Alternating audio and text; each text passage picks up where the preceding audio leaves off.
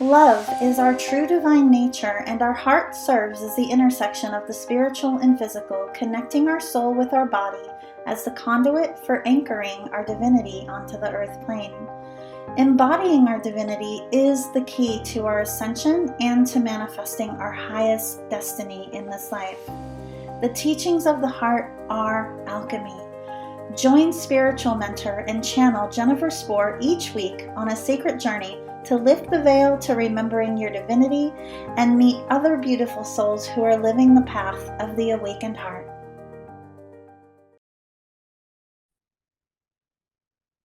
Hey everyone, welcome to the show. So happy to have you here today.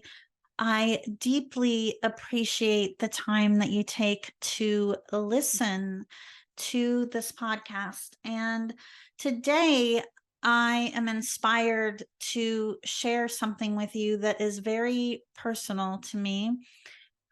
Lately, I've been feeling this, as I know so many of you have as well, and that is that call to expansion, that call to the next evolution of what our souls are bringing forward to be expressed in our business, in our purpose, in our mission, and in every aspect of our lives. I have very much been in this space of letting go of what no longer serves me in various aspects of my life in order to create that space to fully anchor in and embody what my soul is bringing forward on my own personal ascension journey and that of my business, which is also my life's work. So it's in this space of reflection that I thought about a book actually that I co-authored about a year ago called Sacred Redesign. I thought about this book because I'm actually getting ready to co-author my second book, Sacred Silver Linings, which is going to be launching at the beginning of November this year, 2023.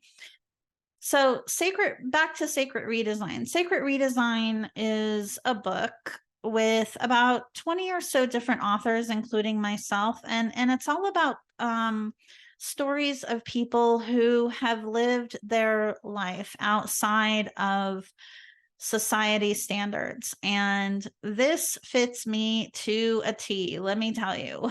My entire life has been anything but conventional. I have been the 1%.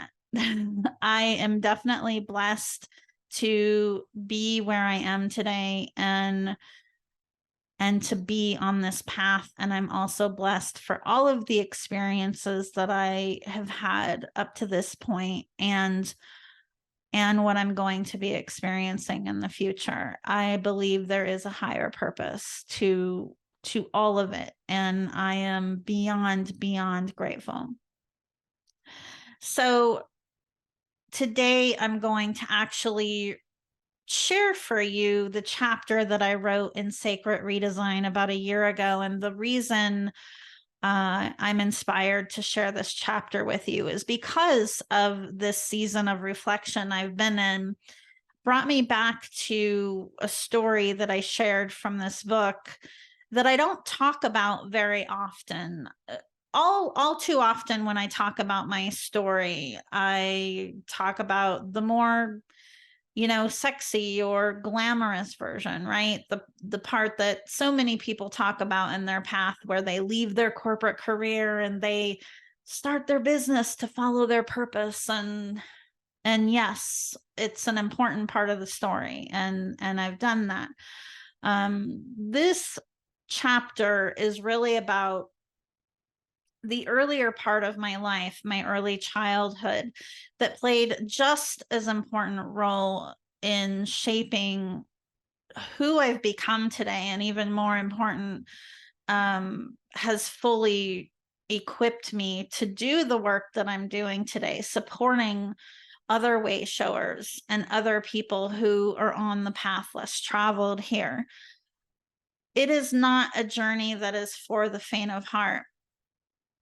And so I am going to read you this chapter today, and I hope that there are elements of what I share about my own story that resonate with you and help you to feel accepted and supported on your path less traveled. Because as I often say, God would never put a dream or a vision in your heart that isn't meant to be achieved. So here we go. For the better part of my current life, I've believed in destiny. That is, that fate is what you're born into, but destiny is how you choose to shape your circumstances. I say better part because up until I was 16, that wasn't the case. Up until then, I would describe my childhood as a collection of fragmented memories. Years of abuse sexually, emotionally, physically, and mentally were suppressed at a conscious level that served as a coping mechanism to survive. It wouldn't be until much later in my life that many of those memories would come back into my awareness to be healed and crystallized into wisdom, equipping me for the work I'm doing now. I have memories of abuse as far back as infancy. The earliest memory is of my biological father picking me up by my neck and swinging me around a room. I must have been under a year old, and I only know that because my mom took me and left him when I was around 1, never to see him again. She was also pregnant at the time with my sister, who she would give up for adoption at birth. My mom could never really tell me much about this time, as I sensed that she had a lot of suppressed, unhealed trauma. But I had a knowing that she had to have wanted my sister to have a better life than what she felt she could provide. My mom and I were on our own for a few years until she met my younger sister's father when I was 4 or 5. Many of the memories I have from that time were of feeling alone, as even when my mom was with me, it didn't really feel like she was with me. She eventually remarried, and my younger sister came into the world when I was 6. Just a couple months after my sister was born, my stepfather committed suicide. That in of itself is a story, but suffice to say, after that, my mom became even more checked out. My mom was never really doting, but even as a young child, I could sense she lost part of her soul that night. Fast forward a few years later, I was 11, and that's when things at home started escalating. I began to push back with my mom because I was often home alone caring for my 5-year-old sister, and I resented her for not being around, and when she wasn't mentally or emotionally available. Being with her was unpredictable. Some days she would call me names, tell me she wished I'd never been born, physically restrain me, or throw things at me. My solution for this was running away and turning to alcohol to numb out when I was 12. I was in and out of my mom's house until I was 14. I was living with a friend at the time, and we weren't getting along. I was home alone in her house a lot, and that, combined with the trauma I'd experienced up to that point, along with the alcohol abuse, led me to a very dark place. At 14, I tried to take my own life. I spent a month in a children's psych ward and then landed back at home with my mom. I pleaded with the therapist not to make me leave with her. I'd felt my cry for help fell on deaf ears. 2 more years of living at home would pass, and during that time, I attribute my survival to being out of the home as much as possible. Often, I would be working or looking for other excuses to be away from home, until one day I snapped.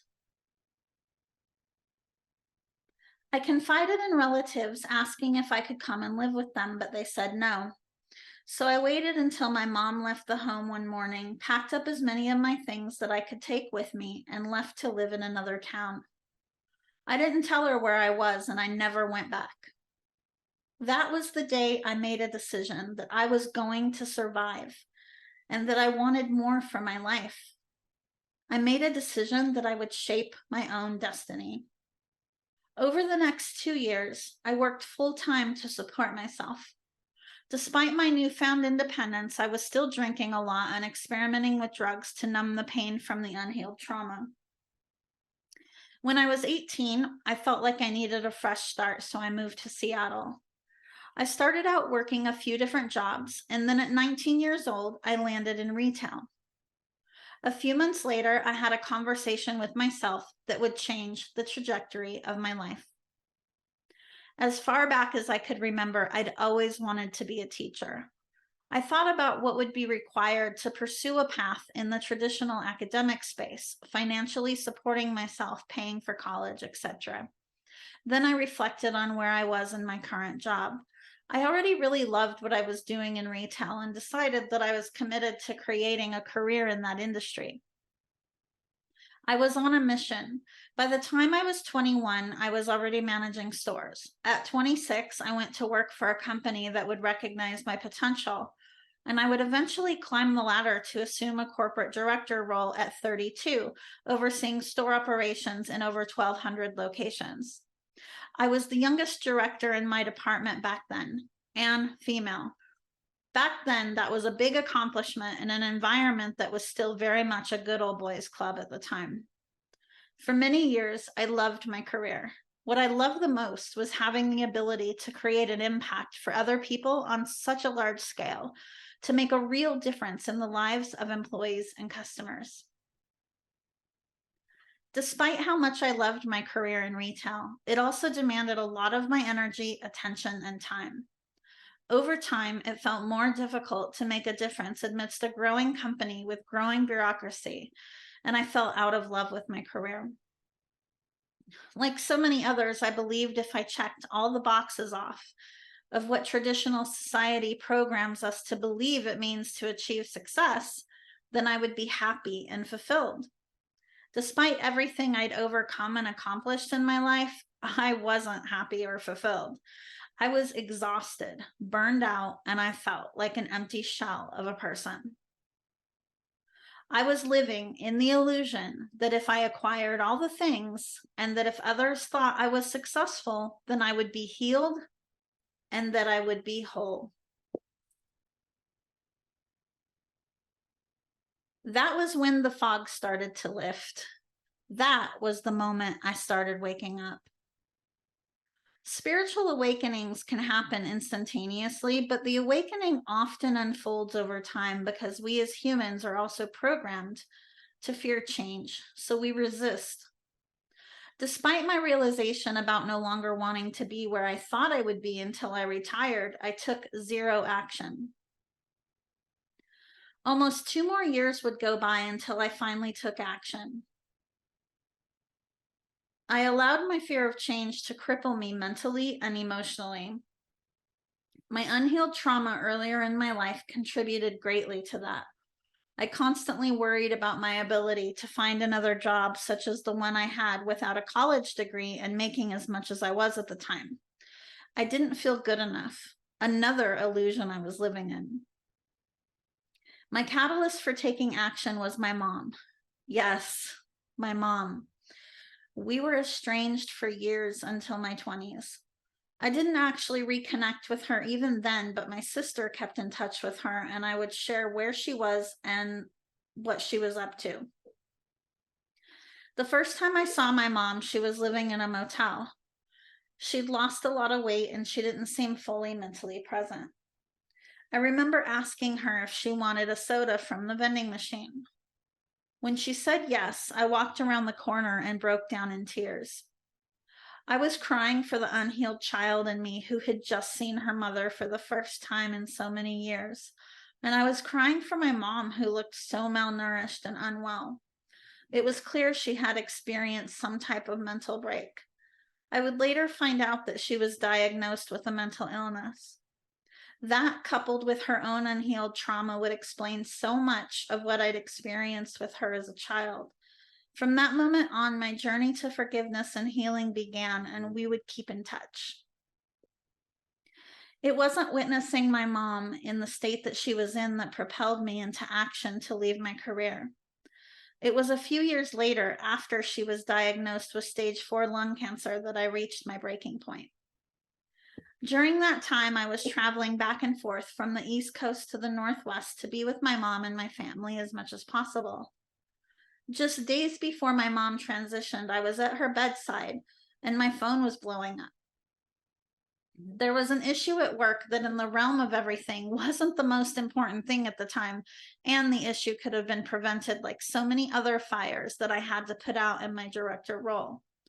I was being faced with the decision of directing my attention toward this issue or being present for my mom who was dying. It was in that moment that I broke.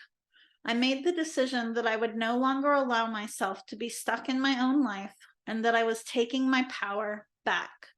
That was the beginning of the end of my career in retail.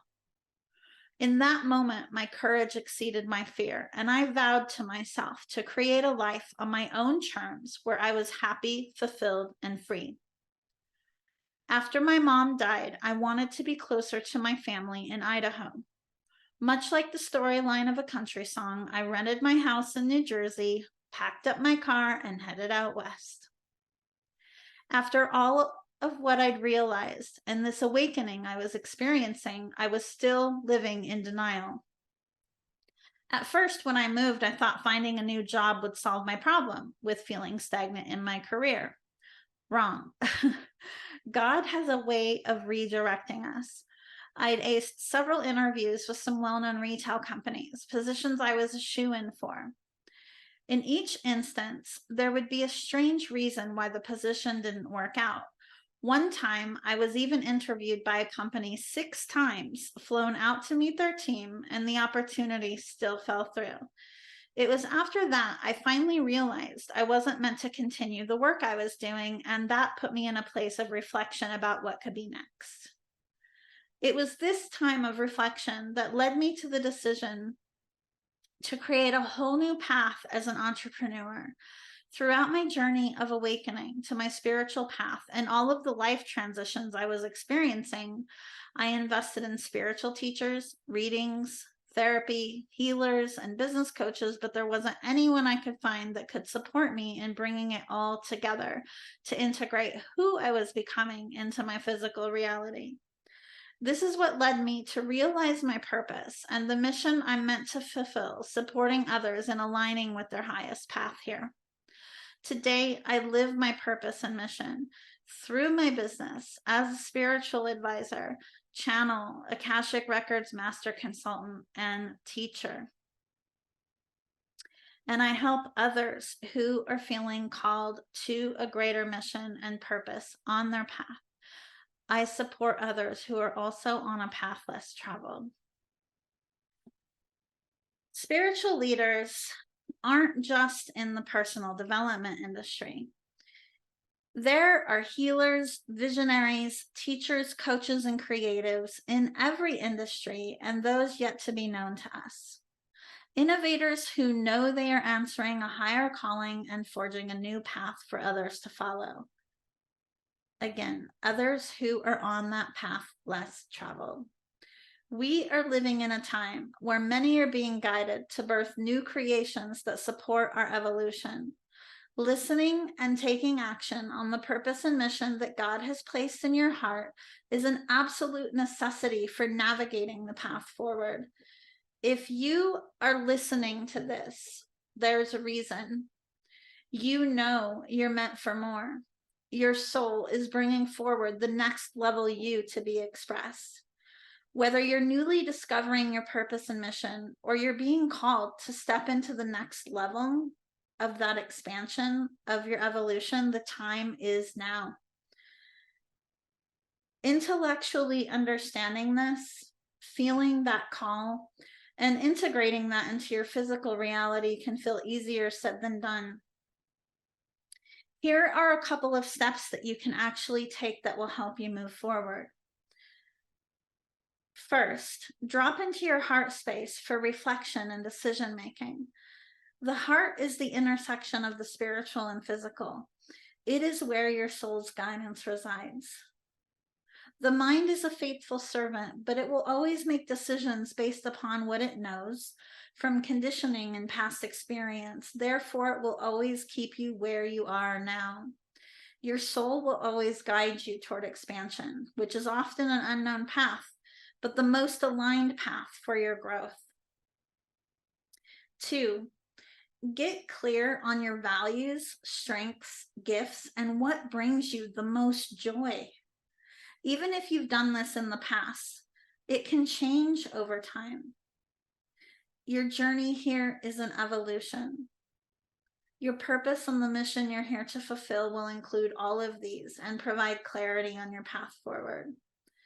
3, set clear intentions.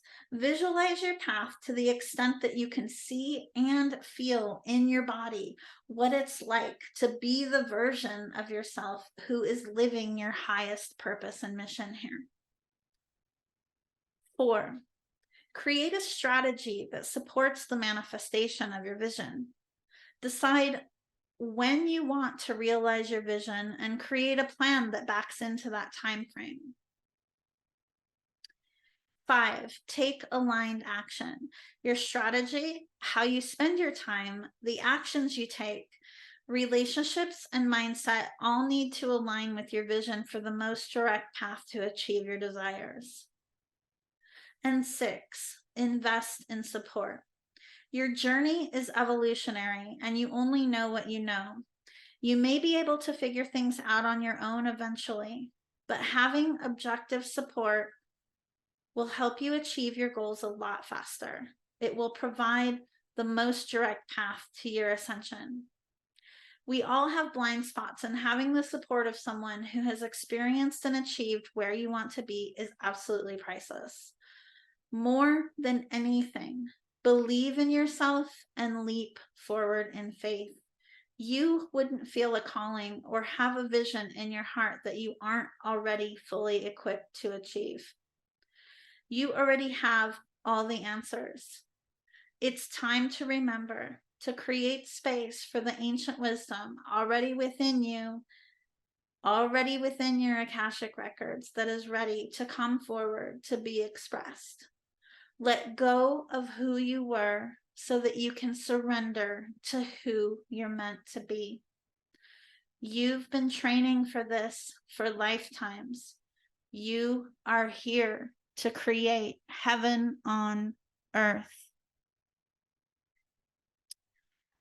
I hope you have enjoyed this reading today of this chapter, and I would love to hear how this has resonated for you.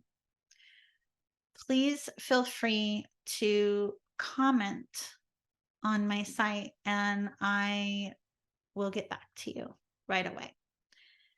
Thank you so much. And I am sending you so much love on your path. And I am witnessing you and honoring you for living a soul-led life, for trusting your heart, and for acting on its guidance always.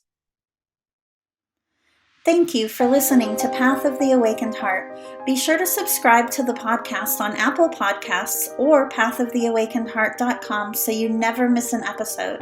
To learn more about living with an awakened heart and navigating your ascension journey, visit me at jenniferspor.com.